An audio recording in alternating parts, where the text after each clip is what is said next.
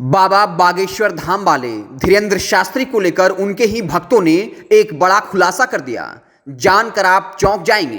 पंडित धीरेंद्र शास्त्री जितनी जल्द मशहूर हुए उतनी ही जल्द अब उनकी पोल खुलने लगी है।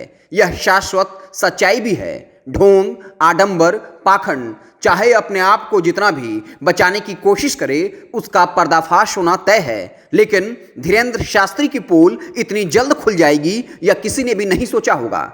पंडित धीरेंद्र शास्त्री को भगवान मानने वाले उनके एक भक्त ने ऐसा खुलासा किया कि पूरे देश में खलबली मच गई। भक्तों ने रोते हुए कहा, इसके पास कोई चमत्कार नहीं है, यह ढोंगी है। दरअसल चित्रकूट के रहने वाले एक बुजुर्ग दुर्गा प्रसाद अपनी पत्नी और भतीजी के साथ बागेश्वर धाम पहुंचा था, लेकिन अचानक उनकी पत्नी वहां से गायब हो गई।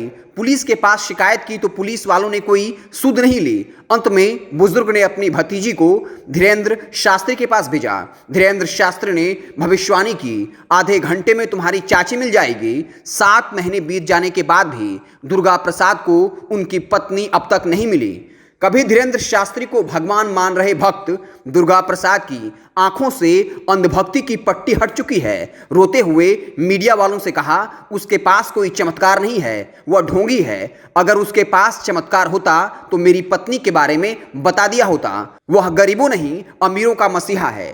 पंडित धर्मेंद्र शास्त्री कहता है कि बजरंगबली उसके कानों में आकर जो कहते हैं वह वही कहता है। तो क्या बजरंगबली ने अब उनकी कानों में कहना बंद कर दिया है? क्या बजरंगबली ने कहा कि मैं उस महिला के बारे में नहीं बताऊंगा, इसे हम बजरंगबली के नाम पर धंधा, नहीं तो और क्या कहें। स्वामी विवेकानंद ने सनातन धर्म का पूरे विश्व में परचम लहराया, लेकिन धीरेंद्र शास्त्री सनातन धर्म की सेवा या फिर पूरी दुनिया में सनातन धर्म को जलील शर्मिंदा कर रहा है। एक और खबर आई जहां एक मां अपनी लड़की की तस्वीर लेकर वहां लगातार भटक रही है।